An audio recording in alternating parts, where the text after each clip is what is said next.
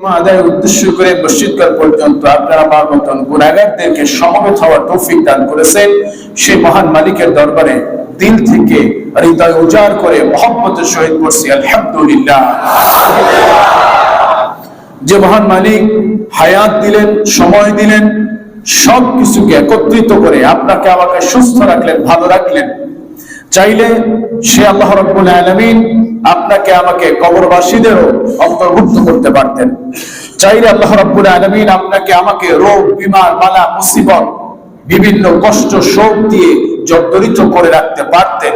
এই মুহূর্তে সুস্থতা দান করেছেন তিনি কে? সেই আল্লাহর জন্য আরো একবার বলছি আলহামদুলিল্লাহ। সালাম পেশ করছি মানবতার মুক্তির দূত, আখিরি জামানার পয়গম্বর, দো জাহানের বাদশাহ, সরকার দি আলম জনাবি মুহাম্মদুর রাসূলুল্লাহ সাল্লাল্লাহু আলাইহি ওয়াসাল্লাম। সম্মানিত ভাইয়েরা, শুক্রবার দিন আসলেই আমরা কোনো না কোনো বিষয়ের উপর আলোচনা শুনে থাকি। তবে একটা বিষয় আমাদের খেয়াল রাখা দরকার, গতানুগতিক আমাদের বিভিন্ন ধরনের বা আমাদের মহল্লা ভিত্তিক যে মসজিদগুলি রয়েছে সেই মসজিদগুলি থেকে আমাদের মসজিদ একটু ব্যতিক্রমী। আর এই ব্যতিক্রমী হওয়ার পিছনে কারণ হলো রাসূলের সুন্নাহ। রাসূল সাল্লাল্লাহু আলাইহি ওয়াসাল্লামের দেখানো পথ এবং তার মত ছাড়া আমাদের কোনো প্রকার ইবাদত আল্লাহর দরবারে কবুলযোগ্য নয়। কথা কি ভুল বললাম? রাসূলের দেখানো পথ এবং তার মত, তিনি যা করে গেছেন, তিনি যা বলে গেছেন, আমরা সর্বাত্মকভাবে চেষ্টা করব সেটা পালন করার। ইনকেস হয়তো আমরা চাইলেও সব জায়গায় সেটা পালন করতে পারি না, কিন্তু যেটা পালন করা যায় সেটা কিন্তু ছেড়ে দেওয়া যাবে না। যাবে? যাবে না। সেই দৃষ্টিকোণ থেকে অন্যান্য মসজিদগুলিতে আলোচনা শুরু হয়, দেখা যায় 15-তে কিংবা 20-এ, 12টা-20-এ আলোচনা শুরু হয়। আমরা আলোচনা শুরু করতে করতে শুরু করি প্রায় 35-এর পরে আমরা আলোচনা শুরু করি। কেন? যাতে মুসল্লিরা আসতে পারেন, মুসল্লিরা এসে সুন্নাত নামাজ পড়তে পারেন, সুন্নাত পড়ে তারপরে যেন বসতে পারেন। এই জন্যই আমরা আলোচনা দেরি করে শুরু করি, আগে শুরু করি না। আমি আগেও বলেছি, এখানে আপনার মত, আমার মত, আমার ব্যক্তিগত মত কিংবা আমার কোনো আকাবিরদের মত কিংবা আমার কোনো গোষ্ঠীর মত আমি এখানে বাস্তবায়ন করতে পারবো না। পারবো? এখানে মত চলবে রাসূলের, পথ চলবে রাসূলের। হয়তো কারো ভালো লাগবে, কারো ভালো লাগবে না, এটা স্বাভাবিক। যারা সুদ খায় তাদের সামনে সুদের ওয়াজ করলে এটা ভালো লাগবে না, এটা স্বাভাবিক। যারা পীরের সামনে সেজদা করে তাদের সামনে পীরের বিরুদ্ধে কথা বললে তার গায়ে লাগবে, এটা স্বাভাবিক। এতদিন ধরে আমি যে ধর্ম মেনে আসছি, যে ধর্ম জেনে আসছি, আমার বাপ দাদারা যা করে গেছে, এর বিরুদ্ধে যদি কিছু আপনার যায় তখন সেটা ভালো লাগবে না, সেটা আপনার কাছে খারাপ লাগবে। কিন্তু ইসলাম চিন্তা করতে হবে উদারতা দিয়ে। ইসলাম একঘেয়েমিতা দিয়ে চিন্তা করলে চলবে না। আমি হুজুর যদি বয়ান করি আমার ইচ্ছা মতন, আমার যেগুলি ভালো লাগবে ওইটা আমার মতন বয়ান করলাম, আর একজন হুজুর বয়ান করলো তার যেটা ভালো লাগবে ওটা তার মতন করে বয়ান করলো, তার যেটা ভালো লাগছে ওই হাদিসটা নিছেন, যার তার যেটা ভালো লাগে না ওইটা নেন নাই, এর নাম ইসলাম হতে পারে না। যার জ্বলন্ত উদাহরণ ডক্টর আহমদুল্লাহ। ডক্টর আহমদুল্লাহ তিনি বাংলাদেশের কোন আলিয়া মাদ্রাসায় লেখাপড়া করেন নাই, কোন ইউনিভার্সিটিতে লেখাপড়া করেন নাই। তিনি টোটালি লেখাপড়া করেছেন কওমি মাদ্রাসায়। কওমি মাদ্রাসায় শুরু থেকে শেষ পর্যন্ত কওমি মাদ্রাসায় লেখাপড়া করেও তিনি যে হাদিসগুলি পালন করেন, তিনি যে কথাগুলি বলেন, সে কথাগুলি কোনো একটা কথা তিনি হাদিস বা সহিহ হাদিসের বাহিরে কোনো কথা বলতে চান নাই। তার সমস্যাটা হয়েছে কোথায়? তিনি যখন কথা বলেন এভাবেই কথা বলেন, আমি যেটা কোরআন এবং হাদিসের মধ্যে পাই নাই। কথাটা হলো এই যে আমি কোন কোরআন এবং হাদিসের মধ্যে এই আমলটা পাই নাই, এই হাদিসটা পাই নাই, এই কথাটা পাই নাই। এটা অনেকের কাছে ভালো লাগে না। আপনি কোরআন হাদিসে পান নাই তাতে কি হয়েছে? অন্যদের কথা। কোরআন হাদিসে পান নাই তাতে কি হয়েছে? আমার পীর বাবা কি এটা করে নাই? সে কি না জেনে করেছে? আমার দাদা হুজুর এটা করে নাই, আমার কেবলা হুজুর এটা করে নাই, আমার অমুক সেটা করে নাই, আমার আকাবির সেটা করে নাই, আমার মুরব্বী সেটা করে নাই। আমি আমার মুরব্বীকে মানি, আমি আমার আকাবিরদেরকে মানি, আমি আমার বড় বড় শায়েখদেরকে মানি। যদি সেই আকাবের, সেই পীর, সেই মুরব্বী, সেই শায়েখ যদি কোরআন এবং হাদিসের পক্ষে বা কোরআন এবং হাদিসকে মানদণ্ড রেখে কথা বলেন, ততক্ষণ পর্যন্ত আমি তাকে মানি। যতক্ষণ না তার কথার সাথে কোরআন এবং হাদিসের মিল পাবো না, আমি ততক্ষণ তাকে মানতেও পারবো না। কথার ভিতরে ভেজাল আছে নাকি? বলেন হুজুর এটা মানতে হবে, অমুক হুজুরের কথা মানতে হবে, তমুক হুজুরের কথা মানতে হবে। আল্লাহ এটা শিখিয়ে দিয়েছেন, কখন হুজুরের কথা মানবা আর কখন হুজুরের কথা মানবা না। এ কথাও আল্লাহ কোরআনে শিখিয়ে দিয়েছেন। কোন জায়গায় শিখাচ্ছেন? আল্লাহ রাব্বুল আলামিন সে কথাও বলছেন, যদি তুমি দেখো আতিউল্লাহ ওয়া আতিউর রাসূল ওয়া উলিল আমরি মিনকুম, আল্লাহর আয়াত বলেন আল্লাহর আনুগত্য করো, এরপরে রাসূলের আনুগত্য করো। ফাইন, যদি তুমি দেখো তানাযাতুম, একের কথার সাথে অন্যের কথার মিল নাই, একজনের কথার সাথে আরেকজনের কথার মিল নাই। এরকম কি বাংলাদেশ হয়েছে? এক হুজুরের কথার সাথে অন্য হুজুরের কথা মিলে না? হয়েছে? মনে হয় না হয়েছে। আরে হয়েছে মানে এত সয়লাভ চলছে, একজনের হুজুর কথার সাথে ওই হুজুরের কথা মেলে না। এই মসজিদের ইমাম সাহেবের বয়ানের সাথে ওই মসজিদের ইমাম সাহেবের বয়ান মেলে না, ওই মসজিদের ইমাম সাহেবের বয়ানের সাথে এই মসজিদের ইমাম সাহেবের বয়ান মেলে না। হয় কি হয় না? এ কথা হবে, এটা আল্লাহ রাসূলকে 1400 বছর আগে জানিয়ে দিয়েছেন, এটা হবে। তবে ফাইন তানাযাতুম, যদি তুমি দেখো একজনের কথার সাথে আরেকজনের কথার মিল নাই, মিলতেছে না, এখন মুসলিম তো হতাশ, আমরা কোথায় যাব? অমুক হুজুর এই কথা বলে, তমুক হুজুর এই কথা বলে, আমরা এখন কোথায় যাব? মুসলিম এই কথা বলে কি বলে না? হুজুরদের মধ্যে ভাগের শেষ নাই, হুজুরদের মধ্যে দলাদলি শেষ নাই, আমরা কোথায় যাব? আপনি কোথায় যাবেন সে কথাও আল্লাহ কোরআনে বলে দিয়েছে। আপনি কি দাদা হুজুরের কাছে যাবেন, না কেল্লা হুজুরের কাছে যাবেন, না পীর বাবার কাছে যাবেন, না ইমাম সাহেবের কাছে, মাওলানা সাহেবের কাছে, মুফতি সাহেবের কাছে? কার কাছে যাবেন শিখিয়েছেন কে? এখন যদি এই দিকে না দৌড়াইয়া শুধুমাত্র ভিন্ন দিকে দৌড়াই এই আমল জানার জন্য, কোশ্চেন কালেও সে আমল আল্লাহর দরবারে কবুল হবে না। কারণ এ কথাও আল্লাহকে ঘোষণা করেছেন, কথা হবে কোরআন দিয়ে, কথা হবে হাদিস দিয়ে। রাসূল এজন্যই আগে বলেছেন মান ক্বালা বিহি সাদাকা, যেই ব্যক্তি কোরআন দিয়ে কথা বলে এই ব্যক্তি সত্য কথা বলে। আমাদের দেশে মাহফিলগুলিতে দেখা যায় 3 ঘন্টা 4 ঘন্টার মাহফিলে 2 থেকে 3টা আয়াত ও কোরআনের আয়াত তারা বিশ্লেষণ করে না। আয়াত শুরু করছে ইন্না আতাইনা কাল কাউসার ফাসাল্লি লিরাব্বিকা ওয়ানহার, আর সেখান থেকে চলে গেছে আদম আলাইহিস সালামের ঘটনা, পুরো আদম আলাইহিস সালামের ঘটনা দিয়ে শেষ করেছে, যা আমরা সচরাচর দেখতে পাই। তবে আপনি কোথায় যাবেন এই কথার বিশ্লেষণ আল্লাহ বলে দিয়েছেন, ফাইন তানাযাতুম ফি শাইইন ফারুদ্দুহু ইলাল্লাহি ওয়ার রাসূল, যদি তুমি দেখো কোন আলেমের কথার সাথে অন্য আলেমের কথা মিল নাই, একজন আলেমের কথার সাথে আরেকজন আলেমের ঠেলাঠেলি, আপনার কি করতে হবে? এখানে চুপ করে থাকলে চলবে না।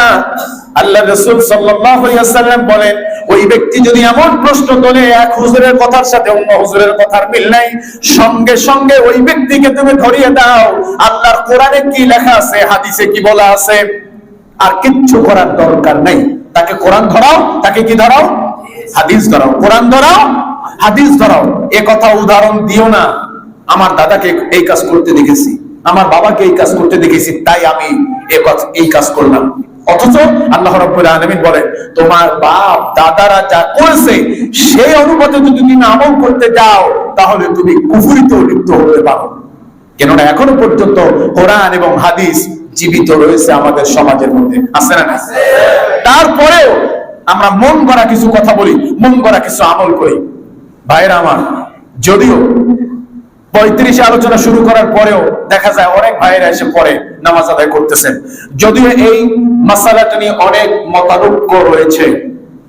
কিছু সংখ্যক হাদিসে রয়েছে রাসূল করিম সাল্লাল্লাহু আলাইহি ওয়াসাল্লাম জুমার সালাতে এসে 2 রাকাত করে সালাত আদায় করতেন। যখন রাসূল এসে উপস্থিত হয়ে যেতেন, যদি তিনি সালাত আদায় করতেন তো করতেন, ম্যাক্সিমাম সালাতগুলি তিনি বাসা থেকে আদায় করে আসতেন, সুন্নাত নামাজগুলি। মসজিদে এসে যতক্ষণ সালাত আদায় করতেন ততক্ষণ পর্যন্ত সাহাবীরাও সালাত আদায় করতেন। যখন রাসূল এসে খুতবা দেওয়ার জন্য দাঁড়িয়ে যেতেন, সমস্ত সাহাবীরা নামাজগুলি বন্ধ করে দিয়ে খুতবা শুনতে দাঁড়িয়ে বসে যেত। খুতবা শোনা কি? এটা কি সবাই জানেন? খুতবা শোনা, খুতবা শোনা। আর এই যে আগে নামাজটা পড়তেছি, এটা কি নামাজ? সুন্নাত বড় না ওয়াজিব বড়? তাহলে আপনি ওয়াজিবকে ছেড়ে দিয়ে আপনি সুন্নাত আদায় করতেছেন। আমি সুন্নাতের বিরোধিতা করতেছি না, এটা মনে করবেন না হুজুর কি সুন্নাত থেকে আমাদেরকে দূরে রাখছে। বাইরে দেখেন একটা নামাজ পড়ার জায়গা আছে, আপনি যান ওখানে নামাজ পড়ে ভিতরে ঢুকুন, ওটা তো মসজিদের বাহিরের অংশ, আপনি ওখানে নামাজ পড়ুন, আস্তে করে ভিতরে ঢুকে পড়ুন। আপনি কেন বয়ানের ভিতরে এসে নামাজ পড়তে দাঁড়িয়ে যাচ্ছেন? আপনি কি এমন আমলদারি হয়ে গেছেন, কি এমন জানলেওয়ালা হয়ে গেছেন, আপনি এতটুকু পরিমাণ মানদণ্ড করতে পারতেছেন না? সুন্নাত আগে না ওয়াজিব আগে? আপনাকে তো সেই সময়টা দেওয়া হয়েছে। তারপরেও আমরা দেখতে পাই যখন দ্বিতীয় খুতবা, সানি খুতবা চলে একবারে শেষ পর্যায়ে, তখনও পর্যন্ত মুসল্লি আসে কি আসে? তবে আমি আমার দেখা মতে, জানা মতে, বোঝা মতে রাসূল করিম সাল্লাল্লাহু আলাইহি ওয়াসাল্লামের জীবদ্দশায় কোন জায়গায় এমন খুঁজে পাইনি যেমন মসজিদের লালবাতির সিস্টেম আছে। এই যে দেখেন, আছে না?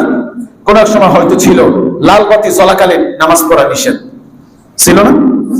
অথচ মসজিদে আসার সাথে সাথে সে নামাজ পড়তে দাঁড়িয়ে যাবে। যদি এক রাকাত পড়ে এক রাকাত পড়বে, এটাই সুন্নাত।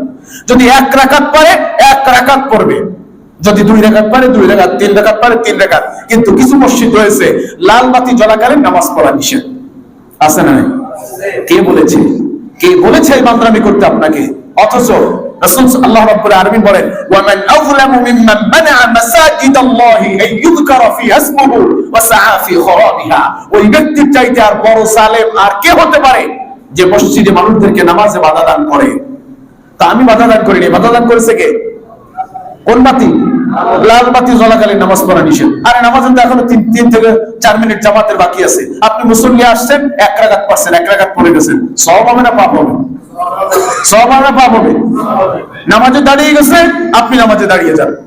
অনেক মুসল্লি আছে নামাজের সূরা ফাতিহা শেষ, এরপরও তার সুন্নাত পড়া শেষ হচ্ছে না, সে নামাজ পড়তেই আছে।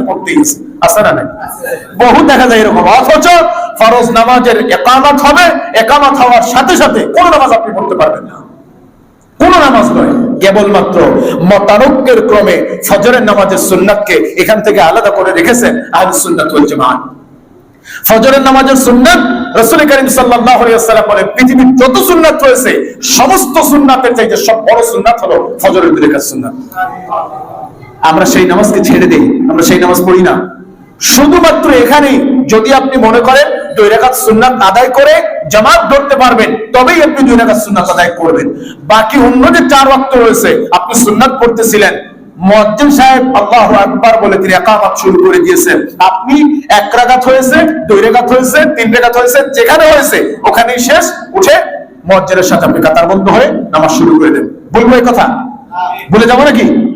মানতে হবে, বুঝতে হবে। রাসূলের দেখানো পথ ছাড়া কোন আমল আল্লাহর দরবারে গ্রহণযোগ্য নয়। সুতরাং যখন কোরআন থেকে আলোচনা শুরু হয়, ওটা শোনা আপনার জন্য ওয়াজিব হয়ে যায়। সেক্ষেত্রে আপনি এসে মসজিদের ভিতরে না, মসজিদের বাইরে সালাত আদায় করবেন, ঢুকে পড়বেন। কোনো কাজ থাকে না, শুক্রবার দিন অনেক ফ্যাক্টরি বন্ধ থাকে, আপনি আস্তে করে চলে আসুন, আগে এসে সালাত আদায় করুন। কোনো বর্ণনা আসছে জুমার আগে 2 রাকাত করে সুন্নাত, কোনো বর্ণনা আসছে 4 রাকাত সুন্নাত রাসূল পড়েছেন। আমি কোনোটাকেই ছোট করে দেখছি না। আপনি 4 রাকাত পড়বেন, পড়েন, সমস্যা নাই।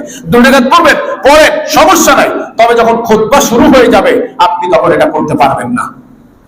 যারা হজে গেছেন তারা জানেন এই খুতবা সম্পর্কে। এখানে দাঁড়িয়ে দাঁড়িয়ে কেন খুতবা দিচ্ছি, কোরআন এবং হাদিস মিশ্রিত কেন দিচ্ছি? কারণ রাসূল করিম সাল্লাল্লাহু আলাইহি ওয়াসাল্লাম 2টা খুতবা দিতেন, মেম্বারের উপরে দাঁড়িয়ে 2টা খুতবাই দিতেন। একটা খুতবা সমসাময়িক বিষয় নিয়ে রাসূল আলোচনা করতেন, আর একটা খুতবা রাসূল করিম সাল্লাল্লাহু আলাইহি ওয়াসাল্লামের সাহাবী সহ সমস্ত যুগদেরকে নিয়ে তিনি দোয়া করতেন। এই ছিল তার 2টা খুতবা। রাসূল সমসাময়িক বিষয় আলোচনা করতেন। খানায় কাবাতে যান, সেখানে 2 খুতবা হয়, সেখানে 2 খুতবায় সমসাময়িক বিষয় নিয়ে আলোচনা করা হয়। গত জুমাতে এখান থেকে যাওয়ার পরে আমার এক ভাই আমাকে মেসেজ করেছে, জুমার দিনে যাওয়ার পরে সেই মান্দার আমলের যত কিসসা কাহিনী এগুলি আমাদেরকে শোনানো হচ্ছে, অথচ বাস্তবিক কত ঘটনা ঘটে যাচ্ছে, এখান থেকে আমরা কিভাবে ফিরে থাকবো, কিভাবে বেঁচে থাকবো, এই বিষয় নিয়ে আলোচনা করা হয় না। অথচ ইয়াউমিল জুমার ব্যবস্থা করা হয়েছে কেবলমাত্র সমসাময়িক বিষয় থেকে মুসল্লিদেরকে, নামাজীদেরকে, দিনদার ব্যক্তিদেরকে কিভাবে সংরক্ষণ করা যায়, কিভাবে তাদেরকে হেফাজত করা যায়, এই জন্যই জুমার আলোচনা। কিন্তু বিভিন্ন মসজিদ রয়েছে যেখানে আলোচনা করা হয় যাতে বর্তমানের কোনো শিক্ষা নাই, আমাদের জন্য কোনো উপকার নেই, যে আলোচনায় শুধুমাত্র মানুষ ফায়দাই লুটবে, কোনো পরিবর্তন আসবে না। এমন মসজিদে আলোচনা শহর কেন্দ্রিক না হলেও গ্রাম কেন্দ্রিক এখনো এই আলোচনাগুলি হয়।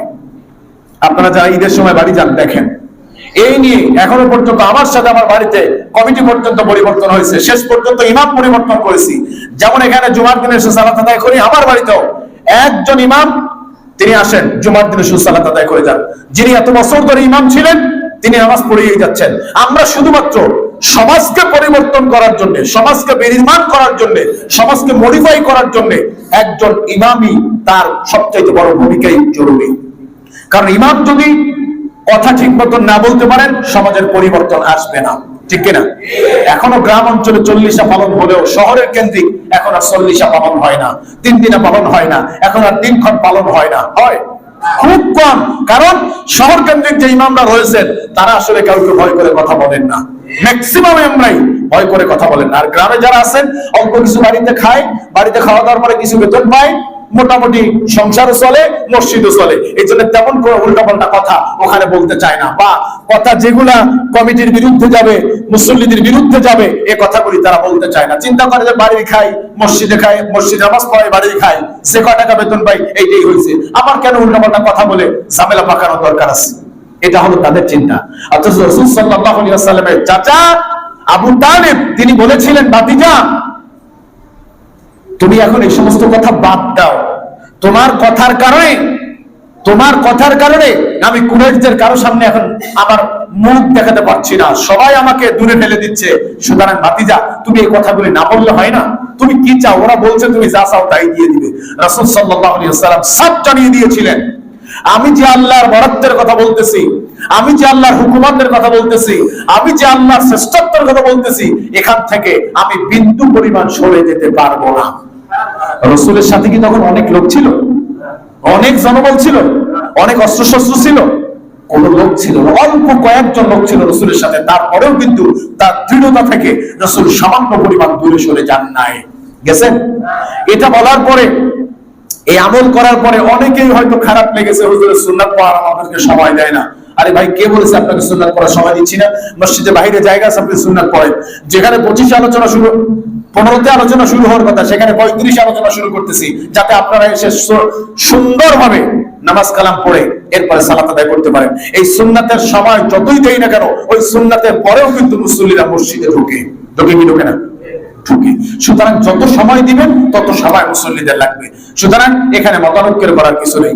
যদিও আজকে আলোচনা আমার গুরুত্বপূর্ণ আলোচনা ছিল, অল্প সময়ের ভিতরে কথা শেষ করব, এই পাঠ শেষ। আমি গত জুমায় আপনাদেরকে শুনিয়েছিলাম হযরত ইব্রাহিম আলাইহিস সালাতু ওয়াস সালামের জীবনী থেকে কোন পর্যন্ত গিয়েছিলাম? মনে আছে কারো? ইব্রাহিম আলাইহিস সালাতু ওয়াস সালামের জীবনী থেকে কোন পর্যন্ত গিয়ে থেমেছিলাম?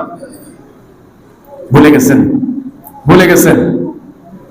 আমরা গিয়েছিলাম এই পর্যন্ত, ইব্রাহিম আলাইহিস সালাতু ওয়াস সালাম শেষ পর্যন্ত বলেছিলেন, এই চাঁদ, এই সূর্য, এই গ্রহ নক্ষত্র, এগুলি কোনো কিছুই আমার রব হতে পারে না। আমার রবকে, আমি আমার চেহারাকে তার দিকে ঘুরিয়ে দিলাম।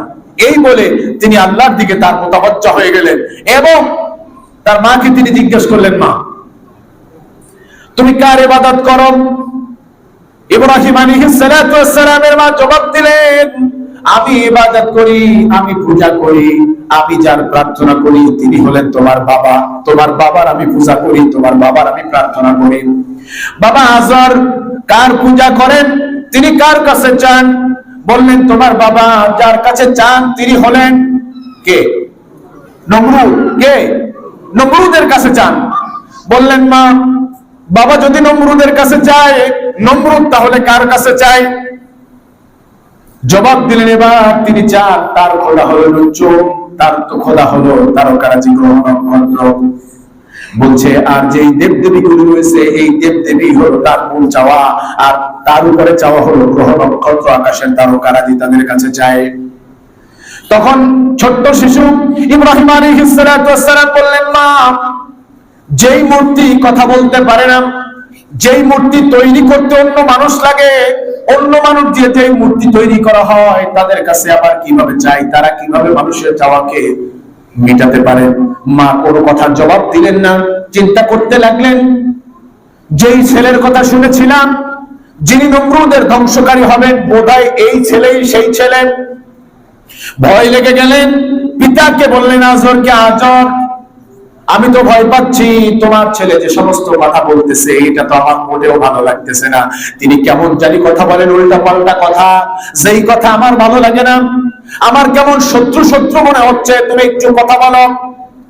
আজর ইব্রাহিম আলাইহিস সালাতু ওয়াস সালামের কাছে গিয়ে জিজ্ঞেস করলেন, বাবা তুমি সমস্ত কি কথা বলো? তখন ইব্রাহিম আলাইহিস সালাতু ওয়াস সালাম তার বাবাকে বললেন, ওয়া ইয ক্বালা ইব্রাহিম লিআবিহি আযারা আতাত্তাখিযু আসনামান আলিহা ইন্নী আরাকা ওয়া কওমাকা ফী দালালিন মুবিন। ইব্রাহিম আলাইহিস সালাতু ওয়াস সালাম বললেন, ওয়া ইয ক্বালা ইব্রাহিম, ইব্রাহিম বললেন লিআবিহি তার পিতাকে, আযর তার পিতা আযরকে বললেন, তুমি যাকে গ্রহণ করতেছো রব হিসাবে, তুমি যাকে রব হিসাবে গ্রহণ করতেছো, যার পূজা করতেছো, আমি দেখতে পাচ্ছি এটা তো সরাসরি গোমরাহি, আর এটা তোমাদেরকে গোমরাহির দিকে লিপ্ত করতেছে, যা তোমাদেরকে জাহান্নামে নিয়ে যাবে। এই কথা গিয়ে আস্তে করে বললেন নমরুদের কাছে, আমার ছোট্ট বালক সে কেমন কেমন জানি কথা বলতেছে। ঘটনা করে ইব্রাহিম আলাইহিস সালাম সব দেখতেছেন, কিন্তু কখনো তিনি বাবার সাথে তিনি সামনে যান না, বাবার সাথে তিনি কখনো নমরুদের সামনে যান না। হঠাৎ তারা যাবেন কিসে? মেলাতে যাবেন, বছর শেষে মেলা। যেমন মক্কাতে রাসূল সাল্লাল্লাহু আলাইহি ওয়াসাল্লামের জামানায় একটা মেলা হতো, যেই মেলাটার নাম ছিল উকাজের মেলা। কি মেলা? উকাজ মেলা। এই উকাজ মেলাতে সবাই যেতেন। আর ইব্রাহিম আলাইহিস সালামের জামানাতে এরকম একটা মেলা ছিল, সেই মেলাতে সবাই যেতেন। পিতা আযর বললেন, চলো আমরা মেলাতে যাব। বললেন, বাবা ইন্নী মারিম, আমি একটু অসুস্থ, আমি মেলাতে যাব না, কারণ ওই মেলায় যা হয় সেটা আমার জন্য শোভনীয় নয়। রাসূল করিম সাল্লাল্লাহু আলাইহি ওয়াসাল্লামকে বিবাহের অনুষ্ঠানে কিন্তু নিয়ে যাওয়া হয়েছে। রাসূল কিন্তু বিবাহের অনুষ্ঠানেও গিয়েছেন, যেখানে ঢোল বাদ্য বাজনা সব কিছু বেজেছে, তবে রাসূলকে আল্লাহ সেটা দেখান নাই। রাসূল সাল্লাল্লাহু আলাইহি ওয়াসাল্লাম সেখানে গিয়েছেন ঠিকই, গিয়ে তিনি ঘুমিয়ে পড়েছেন, সবাই চলে গেছে। সকালবেলায় রাসূল উঠে দেখেন কেউ নাই, খোলা মাঠে তিনি একা ঘুমিয়ে রয়েছেন। হেফাজত করেছেন কে? তিনি হেফাজত করেছেন। মুহাম্মদ, তোমাকে সব দেখাবো না, আমি এখান থেকে তোমাকে আমি মুক্ত রাখবো। তাকে তৈরি করে দেন, তাকে প্রিপেয়ার করার জন্য, তাকে সুন্দর করে উপযোগী করার জন্য আল্লাহ চাইলে তাকে 20 বছর, 25 বছর, 30 বছর, 35 বছর বয়সেও কিন্তু তাকে নবুয়তের দায়ভার দিতে পারতেন, নবুয়তের দায়িত্ব দিতে পারতেন। পারতেন না? পারতেন, কিন্তু দেন নাই। উপযুক্ত বয়স। এই জন্য মানুষ কথায় বলে 40 বা দাড়ি চুল যখন পাকতে শুরু করে, তখন মানুষের ভিতরে আরো জ্ঞানের যে প্রখরতা এটা বাড়তে শুরু করে। মানুষ কথায় বলে মুরব্বীর সাথে পরামর্শ করো, কারণ মুরব্বীর কথায় দাম আছে। যদিও আজকালকার ছেলেপেলেরা মুরব্বীদেরকে দাম দেয় না। মুরব্বীর একটা কথা অনেক ওয়েট, ঠিক কিনা? আপনি আমি হুটহাট করে যে কোনো সিদ্ধান্ত নিতে পারি, কিন্তু মুরব্বী একটা কথা বললে অবশ্যই ভেবে চিন্তে কথা বলেন। এই জন্য মুরব্বীদেরকে সম্মান করতে হবে। রাসূল করিম সাল্লাল্লাহু আলাইহি ওয়াসাল্লাম বলছেন, মান লাম ইউক্কির কাবীরানা ওয়া লাম ইউক্কির সাগীরানা, যেই ব্যক্তি বড়দেরকে সম্মান করে না আর যেই ব্যক্তি ছোটদেরকে স্নেহ করে না, সে আমার উম্মত হতে পারে না। কথা কি বুঝতে পেরেছেন? বড়দেরকে সম্মান করে না আর ছোটদেরকে স্নেহ করে না। এখন বড়রাও ছোটদেরকে স্নেহ করতে ভুলে গেছেন, আর ছোটরাও বড়দেরকে সম্মান করতে ভুলে গেছেন। তবে রাসূল করিম সাল্লাল্লাহু আলাইহি ওয়াসাল্লাম হাদিস, তুমি যদি কোনো বৃদ্ধ ব্যক্তিকে সহযোগিতা করো, সাহায্য করো, তার ব্যাগটা নিয়ে হাঁটতে পারতেছে না, ব্যাগটা তুলে ধরে দাও, তাকে একটু হাত ধরে পার করে দাও, কিংবা তাকে একটু সহযোগিতা করো। তুমি যখন বৃদ্ধ হবে, আল্লাহ রাব্বুল আলামিন তোমাকে সহযোগিতা করার জন্য ঠিক ওই স্থানে তোমার মতন একজন ব্যক্তিকে তোমার সামনে দাঁড় করিয়ে দিবেন। সুতরাং আমি এখন পুরা যৌবন ভরালো, আমার এখন শক্তি আছে, আমি চাইলে একজনকে কোন দিয়ে ধাক্কা দিয়ে ফেলে দিতে পারি না? কিন্তু আমি যখন বৃদ্ধ হব, আমাকেও কেউ না কেউ ধাক্কা দিয়ে ফেলে দিবে, এটাই হলো বাস্তবতা। আমার ভাইরা, ইব্রাহিম আলাইহিস সালাম বললেন, আমি অসুস্থ, আমি যেতে পারবো না। এরপরে সবাই চলে গেলেন। ইব্রাহিম আলাইহিস সালাম বাড়িতে গিয়ে বললেন, এর চাইতে বড় সুযোগ আর পাওয়া যাবে না, আজকে আমার সুযোগের সদ্ব্যবহার করতে হবে।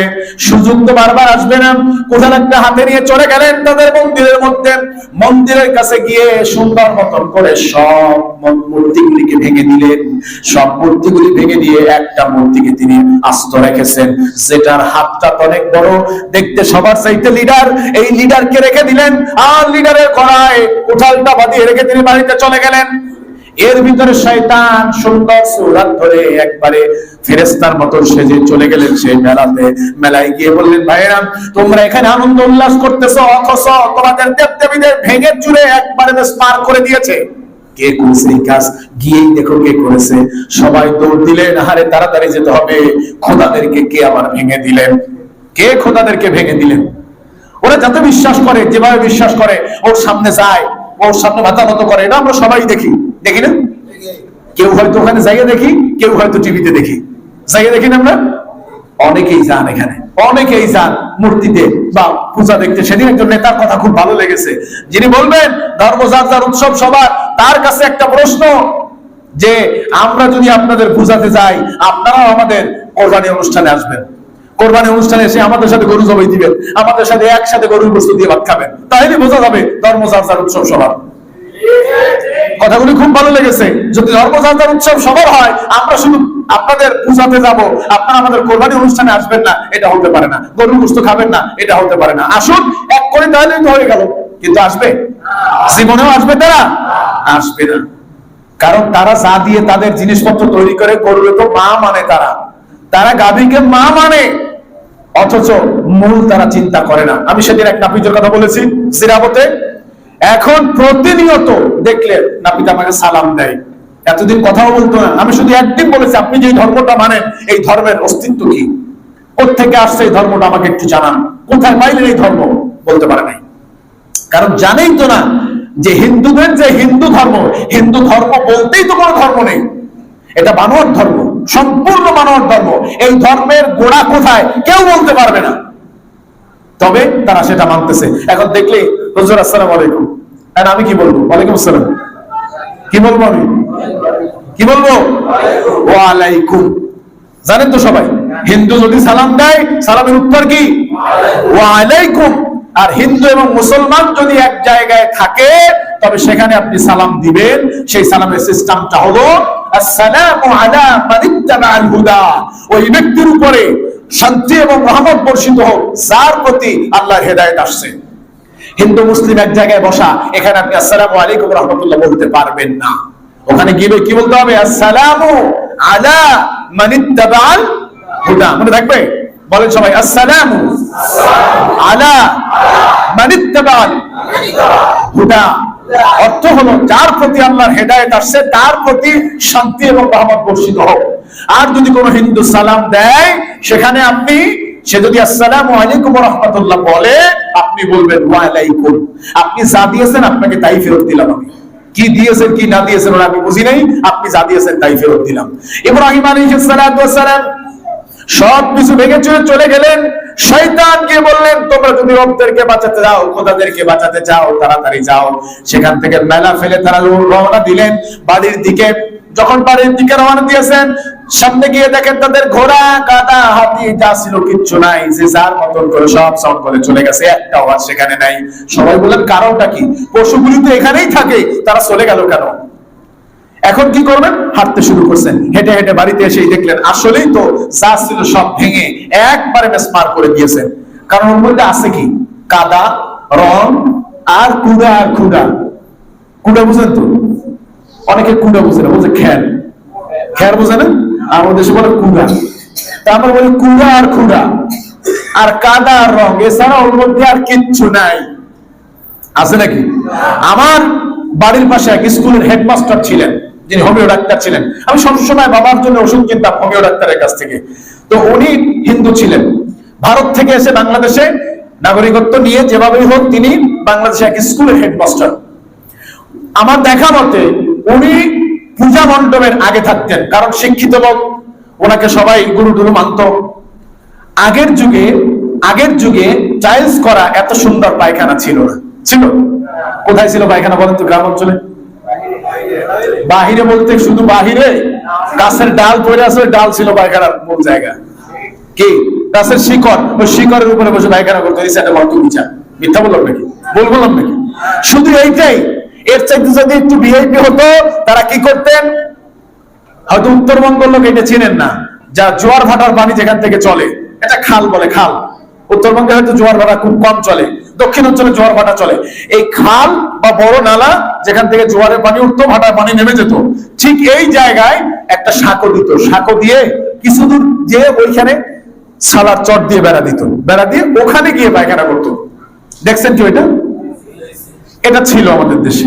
আমি কোনো ছোটবেলায় এগুলো দেখছি, ঠিক ওখানে গিয়ে পায়খানা করতো। এখন মূর্তি ডুবিয়ে দেওয়ার পরে ওই খালে মূর্তি ডুবাইতো। তো হঠাৎ করে উনি মূর্তি ডুবানোর পরে পরের দিন সকালে না বিকালে এসে ওই যে ঘটি একটা নিয়ে বাথরুমে গেছে, ওই খালের মধ্যে গিয়ে বাথরুমে পড়তেছে না, বাথরুম করতেছে। এখন গতানুযায়ী নিয়ম হলো বাথরুম করবে, নিচে পড়বে, ঠমাস করে একটা শব্দ হবে। এটাই তো পানিতে বললে শব্দ তো হবেই। এখন উনি পায়খানা ডেকে করতেছেন, ঠমাস করে শব্দ হচ্ছে না। চিন্তা করলো, ওনার মুখের ভাষ্য, চিন্তা করলো উনি কারণ কি, বাথরুম করে কোথায় যায়, তাকিয়ে দেখতেছেন নিচের দিকে উনি যেই দেবতাকে ডুবিয়ে দিয়ে আসছেন, ওই দেবতার নিচে হাত পা এরকম দিয়া উনি ওইখান থেকে পানি খরচ করে বের করে দৌড় দিয়েছেন। তো দৌড় দিয়েছেন, এক দৌড়ে চলে গেছেন আমাদের দক্ষিণ অঞ্চলের অন্যতম একজন পীর মাওলানা আব্দুল লতিফ সাহেব, তার কাছে গিয়ে বলছেন, হুজুর হুজুর আমি কালেমা পড়বো, মানে মুসলমান বানান। তখন বলছে, হেডমাস্টার কি হয়েছে, এত তাড়াহুড়ো কেন? বলছে, হুজুর আমি পরে বলবো, আমার একটা মুসলমান বানান। আমি যেই ধর্মে আছে এই ধর্মে থাকতে চাই না। যেই ধর্মকে এতদিন ধরে আমি তেল তুলা দিয়ে পূজা করে ডুবিয়ে দিয়ে আসলাম, তিনি কিনা আমার বাথরুমের নিচে এসে হাত পা করে দিয়ে বসে আছে। আমি এই ধর্মে আর থাকতে চাই না, মুসলমান হয়ে গেলেন। এত একজন আল্লাহওয়ালা মানুষ ছিল, মনে হয় তার চেহারা থেকে নুন চলতো। আমি যখন বৃদ্ধ বয়সে তাকে দেখেছি। তো আল্লাহ চাইলে হেদায়েত দিতে কতক্ষণ, তবে হেদায়েত তারা তালাশ করে না। শেষ পর্যন্ত বাড়িতে গিয়ে দেখলেন সব ভাঙাচোরা ক্লিয়ার। সবাই টার্গেট করলেন, নিশ্চয়ই আজরের পুত্র ইব্রাহিম এই কাজটা করেছেন। জিজ্ঞেস করলেন, ও ইব্রাহিম এই কাজটা কে করেছে? বলছে, আমি জানি না। কে জানে? বলছে, জিজ্ঞেস করো তোমরা, কে জানে? কার কাছে জিজ্ঞেস করবো? কেউ তো নাই, তুমি একাই ছিলা। বলছে, অবশ্যই জানতে পারবে। তোমাদের যে বড় দেবতা আছে, বড় দেবতাকে জিজ্ঞেস করলেই বলতে পারবে, সেই বলে দিবে কে কাকে ভেঙেছে। তখন তারাই বলে উঠলো, যার কাছে আমরা জানতে চাইবো সে তো কোনো কথা বলতে পারে না, সে তো আমাদের হাতের তৈরি। তখন ইব্রাহিম আলাইহিস সালাম বললেন, যিনি তোমাদের হাতে তৈরি, কোনো কথা বলতে পারেন না, কোনো কিছুকে রক্ষা করতে পারেন না, এমনকি নিজেদের সঙ্গপাঙ্গদেরকেও রক্ষা করতে পারলেন না, এমন ব্যক্তির পূজা তোমরা কেন করো? যার দণ্ডে দণ্ডিত হয়ে ইব্রাহিম আলাইহিস সালামকে গ্রেফতার করা হলো। ইব্রাহিম আলাইহিস সালাম বেশ কিছুদিন জেলের ভিতরে প্রথম থেকেছেন, এরপরে ছেড়ে দেওয়া হলো। দিন না যাইতে ইব্রাহিম আলাইহিস সালাম ক্রমান্বয়ে আরো পরিবর্তন হতে লাগলেন। যখন আরো পরিবর্তন হয়েছেন, আল্লাহর বরকতের কথা যখন ইব্রাহিম আলাইহিস সালাম পাই পাই করে সমস্ত মানুষের কাছে বুঝাইতে লাগলেন, তখন তিনি কিন্তু শিকার হলেন নমরুদের শিকার হয়ে গেলেন। তাকে ধরতে হবে। তাওহীদের দাওয়াত যখন দিতে শুরু করেছেন, নমরুদ বাধা শুরু করেছেন। এই জন্য ইসলামের বাধা দেওয়ার জন্য, ইসলামকে বাধাগ্রস্ত করার জন্য, ইসলামকে দমিয়ে রাখার জন্য সমাজের 3 শ্রেণীর মানুষেরা পূর্ব থেকে বাধা দিয়ে আসছেন, বর্তমানে বাধা দিচ্ছেন, ভবিষ্যতেও এই 3 শ্রেণীর মানুষেরা ইসলামের পক্ষ বা ইসলাম যাতে প্রতিষ্ঠিত হতে না পারে তার বিপক্ষে তারা বাধা দিয়েই যাবেন। কয় শ্রেণীর লোক? কয় শ্রেণীর? প্রথম শ্রেণী হলো রাষ্ট্রপক্ষ, যারা রাষ্ট্র চালায়, যারা রাষ্ট্র প্রধান হয়, ইসলাম বা তাওহীদের দাওয়াত যারা দেয়, ওই রাষ্ট্র প্রধানরাই কেবলমাত্র তাওহীদের বিপক্ষে দাঁড়ায়। যেমন নাকি মুসা আলাইহিস সালাম যখন দাওয়াত দিয়েছেন রাষ্ট্রপক্ষ, ফেরাউন বাধা দিয়েছিল। নমরুদ যখন ইব্রাহিম আলাইহিস সালাম যখন দাওয়াত দিয়েছিল, নমরুদ তার বিরুদ্ধে দাঁড়িয়েছিল রাষ্ট্রপক্ষ। মুহাম্মদ সাল্লাল্লাহু আলাইহি ওয়াসাল্লাম যখন দাওয়াত দিয়েছিল ইসলামকে প্রতিষ্ঠা করার জন্য, তখনও কিন্তু বাধা দিয়েছিল রাষ্ট্রপক্ষ আবু জাহেল, ঠিক কি না? আর আজ অবধি পর্যন্ত যারা ইসলামের দাওয়াত কিংবা ইসলাম প্রতিষ্ঠা করার জন্য প্রচেষ্টা করে যাচ্ছেন, সর্বপ্রথম যারা বাধা দিয়ে যাচ্ছেন তারা কারা? আস্তে কারো, তারা কারা? রাষ্ট্রপক্ষ কখনো চায় না ইসলাম প্রতিষ্ঠা হোক। যদি বাংলাদেশে ইসলাম প্রতিষ্ঠা হয়ে যায়, রাষ্ট্রপক্ষের যারা এমপি আছেন, মন্ত্রী আছেন, দায়িত্বশীল যারা রয়েছেন, ম্যাক্সিমাম মানুষের চাকরি থাকবে না। বাংলাদেশের যে 64টা জেলা রয়েছে, এই 64 জেলার মধ্যে যেগুলো উপজেলা রয়েছে, প্রত্যেকটা উপজেলার দায়িত্বশীল ম্যাজিস্ট্রেট যারা রয়েছেন, টিওনো যারা রয়েছেন, প্রত্যেকটা থানা টিওনো, ম্যাক্সিমাম থানা টিওনো হিন্দু, ম্যাক্সিমাম থানার ওসি হিন্দু। কোথায় যাচ্ছে আমরা যাব না সেই আমার বিশ্লেষণের দিকে। তবে প্রথম বাধা দিচ্ছে কারা? রাষ্ট্রপক্ষ। আর দ্বিতীয়ত বাধা দিচ্ছে হলো তারা যারা নাকি লেবাসদারি আলেম, যারা নাকি নিজেদের পেটকে ভারী করতে চায়, তারা কখনো চায় না দেশে ইসলাম কায়েম হোক। যদি দেশে ইসলাম কায়েম হয়ে যায় পেট তো ভারী হবে না। যদি দেশে ইসলাম কায়েম হয়ে যায় আমার তো এই খানকা শরীফ থাকবে না। দেশে যদি ইসলাম কায়েম হয়ে যায় আমার পীরগিরি তো চলবে না, ঠিক কিনা? এই জন্য তারা চায় না কোনোভাবেই বাংলাদেশে ইসলাম কায়েম হয়ে যায়। খানকায় লোকের অভাব নাই। বাংলাদেশে যত পীর রয়েছে এই পীরেরা যদি আন্দোলন শুরু করতো বাংলাদেশে আমরা ইসলাম কায়েম চাই, নাস্তিকেরা পালানোর জন্য রাস্তা খুঁজে পেত না। গত পরশুদিন দেখলাম, আফসোস লেগেছে, সিদ্দিকিয়া কামিল মাদ্রাসা, দারুন নাজাত কামিল মাদ্রাসার একজন লোক সেখানে ভাষণ দিচ্ছেন। এটা কোনো ইসলামিক দলের মাদ্রাসা নয়, এটা কোনো ইসলামিক দলের মাদ্রাসা নয়, এটা কওমিদের মাদ্রাসা। এটা কি? এটা কওমিদের মাদ্রাসা নয়, এটা জামাতের মাদ্রাসা নয়, এটা অমুকের মাদ্রাসা নয়, এটা দারুন নাজাত, শুধু দারুন নাজাত। অথচ আল্লাহ রাব্বুল আলামিনের হুকুম অবশ্যই অবশ্যই তোমাদের মধ্যে দল থাকতে হবে। তার হুকুম ওয়ালতাকুম মিনকুম উম্মাতুন ইয়াদউনা ইলাল খায়রি ওয়া ইয়া'মুরুনা বিল মা'রুফি ওয়া ইয়ানহাউনা আনিল মুনকার। কার কথা? অবশ্যই দল থাকা দরকার, যারা সৎ কাজে আদেশ করবে, অসৎ কাজে বাধা প্রদান করবে, সে যেই হোক না কেন সর্বস্তরের মধ্যে এই দল থাকার দরকার আছে না নাই? আমার ভাইয়েরা, কিন্তু আফসোস লাগে যখন এক একজন আলেম বলে আমি কোন দল করি না, আমি কোন দলের লোক না। অথচ রাসূলুল্লাহ সাল্লাল্লাহু আলাইহি ওয়াসাল্লাম মাত্র 20 বছর 18 বছর বয়সে দল শুরু করেছেন। শুধু এই পর্যন্তই শেষ নয়, জীবনের শেষ মুহূর্ত পর্যন্ত একটা সংগঠনের নেতৃত্বই দিয়ে গেছেন, ঠিক কিনা? সেই দলটা হলো হিজবুল্লাহ। দলটার নাম হলো আল্লাহর দল। কার দল? দুনিয়াতে দুইটা দল রয়েছে, একটা হলো হিজবুল্লাহ, একটা হলো হিজবুশ শয়তান। আল্লাহ রাব্বুল আলামিন বলছেন আলা ইন্না হিজবাল্লাহি হুমুল মুফলিহুন, যারা নাকি আল্লাহর দলে দলবদ্ধ হয়ে কাজ করবে তারাই কেবলমাত্র সফলকাম হবে। সুবহানাল্লাহ। আর আল্লাহর দলের কাজ কি?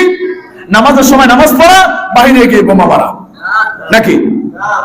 এই দুই তিন জনে বললে না বললে হবে? এটা কি আল্লাহর দলের কাজ? আল্লাহর দলের কাজ হলো নামাজের সময় নামাজ পড়তে হবে, বাহিরে গিয়ে ইসলাম প্রতিষ্ঠার আন্দোলন করতে হবে। কারণ নামাজে যেটা চলবে সমাজেও সেটা চলতে হবে। এখন সমস্যা হলো নামাজের মধ্যে আমরা বলি ইহদিনাস সিরাতাল মুস্তাকিম, হে আল্লাহ আমরা তোমার কাছে সরল সঠিক পথ চাই, বাহিরে গিয়ে সুদের ব্যবসা চালাই। মুসল্লি আছে না নাই? এখন নামাজে বললাম এক কথা, বাহিরে করলাম আর একটা। সিরাতাল্লাযিনা ইয়্যাকা না'বুদু ওয়া ইয়্যাকা নাস্তাঈন, আল্লাহ আমরা তোমার ইবাদত করি, তোমার কাছে সাহায্য চাই। কিন্তু মসজিদে এসে নাকি আল্লাহর ইবাদত করে, বাহিরে গিয়ে আবার শয়তানেরও পূজা করে। আসেনি? কারণ বাহিরে গিয়ে আল্লাহর যে হুকুম, আল্লাহর যে হুকুম, আল্লাহর যে আইন, আল্লাহর যে বিধান, এই বিধানের কোনো তোয়াক্কা করি না। আর শয়তান তো আগেই ঘোষণা দিয়েছে আল্লাহ মানুষেরা তোমার ইবাদত করবে, আমার কিছু ইবাদত দাও যাতে মানুষেরা আমার দলভুক্ত হতে পারে। যা দিলাম তোর কি? বলছে তাগুত। তাগুত হলো আমার ইবাদত। তারা তোমার ইবাদত করবে ঠিকই, কিন্তু তোমার আইন মানবে না, তোমার বিধান মানবে না, তোমার আইনে লঙ্ঘন করবে, বিধানের লঙ্ঘন করবে। করি কি করি না? করি কি করি না? যারা করতেছে তাদেরকে সাপোর্ট দিয়ে দেই। অথচ এটা আমাদের হওয়ার কথা ছিল, একজন নামাজি সাপোর্ট করবে একজন নামাজি মানুষকে, ঠিক কিনা? মামুনুল হক বাহিরে বের হয় নাই? হয় নাই? বাহিরে চলতেছে না? চলতেছে। অথচ তিনি যখন জেলের মধ্যে ছিলেন কত কথাই তো তার ব্যাপারে বলা হয়েছে। এবার প্রমাণ করো মামুনুল হক একজন কি বলে জেনাকারী, প্রমাণ করে দেখাও। ঢাকার সম্ভ্রান্ত পরিবারের সন্তান মামুনুল হক, মূল ঢাকার লোক তিনি। এবার প্রমাণ করে দেখাও যে তিনি কিভাবে জেনাকারী ছিলেন। ভিতরে থাকলে অনেকে, আমরাও তো অনেক মুসল্লি ছিলাম, বলেছি হুজুর বউ নিয়ে হোটেলে গেছেন, হতেও তো পারে। বলেছি কি বলে নাই? অনেক টুপিওয়ালা লোকেরা এই কথা বলেছেন, অথচ না জেনে এমন কথা বলা ঠিক না। এটা মুনাফিকি। এটা কি? আমি যেটা জানি না, যেটা দেখি নাই, সেটা আমি বলতেও পারবো না, সে নিয়ে আমি মন্তব্য করতে পারবো না। এটা কি হবে? মুনাফিকি হবে। হযরত আয়েশা সিদ্দিকা রাদিয়াল্লাহু তাআলা যখন রাত্রে বেলায় হযরত সাফওয়ান ইবনে মুআত্তাল রাদিয়াল্লাহু তাআলার সাথে রাত্রিকালে এসেছিলেন, সকালবেলায় আবু সুফিয়ান বলেছিল, আব্দুল্লাহ ইবনে উবাই বলেছিল যে রাত্রি বেলায় আয়েশার সাথে আবু সুফিয়ান রাত্রি যাপন করেছে। নাউজুবিল্লাহ। কিছু মানুষ বললেন খবরদার, একবার বলেছে কখনো কথা বলবে না, আয়েশা রাদিয়াল্লাহু কখনো এরকম করতে পারে না, এটা হতে পারে না। তখন কিছু সাহাবীরা এর মধ্যে ছিল, তারা বলেছিল হতেও তো পারে। রাসূল সাল্লাল্লাহু আলাইহি ওয়াসাল্লাম একবারে হাতে কলমে লিখে বললেন এরা মুনাফিক। এরা কি? সুতরাং সন্দেহ, যে ব্যাপারে আমার কোনো জ্ঞান নাই সে ব্যাপারে আমি কোনো কথা বলতে পারবো না। ইব্রাহিম আলাইহিস সালাতু ওয়াস সালাম শেষ পর্যন্ত তাদেরকে কথা ঠিকানা দেওয়ার পরে তারা গেলেন, তারা কোনো কথা বলতে পারলেন না। এই রাষ্ট্রপক্ষ শেষ পর্যন্ত ইব্রাহিম আলাইহিস সালাতু ওয়াস সালামকে গ্রেফতার করলেন। গ্রেফতার করার পরে বললেন 40 দিন পর্যন্ত, কোন কিতাব লেখেন মাত্র 37 দিন, কোন কিতাব লেখেন 40 দিন পর্যন্ত ইব্রাহিম আলাইহিস সালাম জেলবন্দী ছিলেন। কি বন্দী ছিলেন? জেলবন্দী ছিলেন। আপনি জেল খাটায় এমন একজন নবী বের করেন আদম আলাইহিস সালাম ছাড়া, সমস্ত নবীরাই জেলবন্দী হয়েছেন, সমস্ত নবীরাই জেলে গেছেন। আর এটা হলো একটা সুন্নাত আমাদের জন্য। এটা কি সুন্নাত? ইব্রাহিম আলাইহিস সালাম জেলে থাকার পরে তাকে হুকুম করা হলো, রাষ্ট্রপক্ষ তাকে রায় দিল তাকে এবার হত্যা করতে হবে। তবে তাকে যে হত্যা করব, আমরা তাকে শুলে চড়াবো না, আমরা তাকে গলা কাটবো না, আমরা তাকে আগুনে পুড়িয়ে মারবো। কিভাবে মারবেন? আসহাবুল উখদুদের ঘটনা যারা পড়েছেন তারা জানেন আগুনে পুড়িয়ে মারার ভিতরে কতটা মাহাত্ম্য ছিল। একজন শিশু বাচ্চার কারণে লক্ষ লক্ষ মানুষ মুসলমান হয়ে গিয়েছিল। ইব্রাহিম আলাইহিস সালামের আগুনের ঘটনাকে কেন্দ্র করে হাজার হাজার ইহুদি ইব্রাহিম আলাইহিস সালামের উপরে কালেমা পড়ে মুসলমান হয়ে গিয়েছিল। শুধু এ পর্যন্তই না, নমরুদের কন্যা পর্যন্ত চুপি চুপি এসে ইব্রাহিম আলাইহিস সালামের কালেমা পড়ে মুসলমান হয়ে যায়। সে ইব্রাহিম আলাইহিস সালামকে আগুনে ফালানোর জন্য তারা 40 দিন পর্যন্ত বন থেকে কাঠ কাটলো, কাঠ কেটে সবাই একত্রিত করলো, চারদিকে জড়ো করলো আর বললো ইব্রাহিমকে এবার আগুনে ফালাতে হবে, চেষ্টা করো, ইব্রাহিমকে নিয়ে আসো জেলখানা থেকে। ইব্রাহিম আলাইহিস সালাম যে পোশাক ছিলেন বললেন এই পোশাকটা খুলে ফেলো, নতুন পোশাক পরাও, আমাদের কোন একটা পোশাক পরায় তাকে ওই আগুনের ভিতরে ফালাও। নমরুদের নিজের পোশাক এনে ইব্রাহিম আলাইহিস সালামকে পরাইবেন। কিন্তু যখন ইব্রাহিম আলাইহিস সালামের পোশাক খুলতেছেন, জিবরাইল আলাইহিস সালাম চুপি চুপি বসে দেখতেছেন। আল্লাহ সঙ্গে সঙ্গে বললেন জিবরাইল যাও, এই মুহূর্তে আমার ইব্রাহিমের জন্য এক সেট পোশাক নিয়ে যাও, তাকে পরিধান করায় দিয়ে আসো। যখন এই কথা বললেন জিবরাইল আলাইহিস সালাম বললেন আল্লাহ, পোশাক যে নিয়ে যাবো এটা কোন মার্কেটের পোশাক, গুলশান না পলানির? আল্লাহ কোন মার্কেটের পোশাক দেব? আল্লাহ রাব্বুল আলামিন বললেন জিবরাইল, আমার খলিল আমার বন্ধুর জন্য পোশাক নিবা যে কোনো জান্নাতের মার্কেট থেকে হবে না, আমার খলিলের জন্য পোশাক নিবা স্বয়ং আমার তৈরি জান্নাত থেকে। জান্নাতি পোশাক নিয়ে যাও, তাকে জান্নাতি পোশাক পরাও। জান্নাতি পোশাক পরিয়ে দিলেন, উপরে নমরুদ পোশাক পরাইলেন, আগুনের ভিতরে ফালানোর জন্য বহুভাবে চেষ্টা করতেছে কিন্তু ফালাইতে পারতেছেন না। চারদিকে ফেরেশতারা হু হু করে কান্না শুরু করেছেন। ইব্রাহিম আলাইহিস সালাম বিচলিত অবস্থায় বসে রয়েছেন। জিজ্ঞেস করলেন হযরত জিবরাইল আলাইহিস সালাম, ও নবী, আল্লাহর নবী ইব্রাহিম, এই মুহূর্তে আপনার কোনো সাহায্য লাগবে কিনা? আপনি যদি বলেন আমরা এই আগুনের কুণ্ডলীকে ধরে সমুদ্রের ভিতরে নিক্ষেপ করে দিতে পারি, আপনি শুধু একটু বলেন। আল্লাহর নবী ইব্রাহিম আলাইহিস সালাম জবাব দিলেন, জিবরাইল, আমি এমন কোন অন্ধ খোদার ইবাদত করি না, আমি এমন কোন অক্ষম খোদার ইবাদত করি না, নিশ্চয়ই আমি যেই খোদার ইবাদত করি তিনি সব কিছু দেখতেছেন। সুবহানাল্লাহ, তিনি সব কিছুই দেখেন, তিনি সব কিছুই বোঝেন। আমি তোমার কাছে সাহায্য চাইবো না, যদি আমাকে সাহায্য করতে হয় তিনি কে? বিপদের সময় সাহায্য করতে পারেন তিনি কে? আমার ভাইরা কোনোভাবেই ফালাতে পারছেন না। এরপরে ইবলিস চাচরা আস্তে আস্তে আসছে। ইবলিসের চোরা বুঝেন তো, চুরি করে সোমের মতো আসে, এই জন্য বলে ইবলিস চাচরা। এই ইবলিস চাচরা আস্তে আস্তে আসছেন, চুম্বা টুম্বা করে একবারে ঘন্টা মুড়া দিয়ে সুন্দর করে এসে বলছে নমরুদ জীবনেও ফালাতে পারবা না। বলছে কেন পারবো না? কেন? বলছে তুমি তোমার মুখ দিয়ে টানতেছো আর পিছন থেকে ইব্রাহিমকে শেল্টার দিচ্ছে, তাকে পাহারা দিচ্ছে, তাকে ধরে রাখছে আল্লাহর ফেরেশতারা, তুমি জীবনেও উঠতে পারবা না। বলছে তাহলে করণীয় কি? বলছে করণীয় হলো এই মুহূর্তে এখানে যদি যুবক এবং যুবতীদেরকে দিয়ে তুমি যদি জিনার কাজ করাতে পারো তবেই ফেরেশতারা চলে যাবে, তুমি ফালাতে পারবে। অর্থাৎ যেই জায়গায় জেনা বেশি বেড়ে যায় সেই জায়গায় আল্লাহর কোনো ফেরেশতা থাকে না, আর যেই জায়গায় আল্লাহর ফেরেশতা থাকে না সেই জায়গায় যে কোনো মুহূর্তে গজবে নিবেদিত হতে পারে। আজ আমাদের আশেপাশে অনেক জায়গায় দেখা যায় জেনা ব্যভিচার বিভিন্ন ভাবে চলতেছে। চলে কি চলে না? আমরা দেখাও দেখি না, দেখাও না দেখার ভান করি। আমার পাশের রুমে, আমার পাশের ফ্ল্যাটে, আমার পাশের বাড়িতে এরকম আজে বাজে কাজ চলে। আমাদের জিরাবতেও কোনো এক সময় এরকম একটা কাজ চলছে, জুয়েল ভাই হয়তো জানবেন, আপনারা জানবেন যারা আছেন স্থানীয়, যারা জিরাবর ইমামরা ছিলেন, এই ইমামরা মিলে সেই কাজ বন্ধ করেছেন। এই এলাকাতে এই কাজ হতে দেওয়া হবে না, কারণ যদি এই এলাকাতে এই কাজ হয় এখানে আল্লাহর গজব আসবে। সুতরাং একজন দায়িত্বশীল হিসাবে, একজন মানুষ হিসাবে আশেপাশে যদি জেনা হয় আপনার সেটা বন্ধ করার দরকার আছে না? নেই?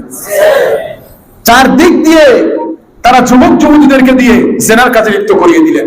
যারা জেনা করেছেন বললেন জাহাবনা, যারা জেনা করেছেন, যারা এখানে এই কাজটা করেছেন জনসম্মুখে, তাদেরকে তো আলাদা একটা খেতাব দেওয়া দরকার। তারা তো বহু লজ্জিত হয়েই তারা এই কাজটা করেছেন, সুতরাং তাদেরকে পরে আমরা কিভাবে চিনবো? বলছে যেহেতু তারা যুবক যুবতী একই সাথে মিলন হয়ে গেছে, সুতরাং তাদেরকে চেনার জন্য তাদেরকে রং লাগাই দাও। কি লাগাই দাও? রং লাগাই দাও। কোথায়? বলছে কপালে রং লাগাই দাও। শেষ পর্যন্ত তাদের এখানে রং দিয়ে দেওয়া হলো। এটা হলো হিন্দুদের বিয়ের পরের প্রতীক। বিয়ের পরের প্রতীক। বিয়ের পরে এখানে লাগায় না? কি লাগায়? রং লাগায় না? রং লাগিয়ে দেয়, মানে বোঝা যায় রং থাকলে এই মেয়েটার বিয়ে হয়েছে। পুরুষের লাগায়? পুরুষের বিয়ে লাগায়? আমি দেখিনি। লাগায় মহিলা। মহিলা বিয়ের পরে রং লাগাই দেয়, তার মানে এই মেয়েটা বিয়ে হয়ে গেছে। ওই থেকে হিন্দুদের প্রচলন শুরু হয়ে গেছে। ইব্রাহিম আলাইহিস সালামকে নিক্ষেপ করলেন আগুনের ভিতরে, সবাই তাকে খুব শান্তি, খুব আরাম দিয়েছেন ফেলে। আমরা কি শান্তি পাইলাম? আমার ভাইরা, আজ এ পর্যন্তই। আল্লাহ যদি চায় আগামী সপ্তাহে বাকি শুনবো। আল্লাহ রাব্বুল আলামিন এই কথাগুলি মনে রাখান, কিন্তু এখান থেকে শিক্ষা রয়েছে, মনে রাখার মতো আমাদেরকে তৌফিক দান করুন। ওয়া আখিরু দাওয়ানা আলহামদুলিল্লাহি রাব্বিল আলামিন।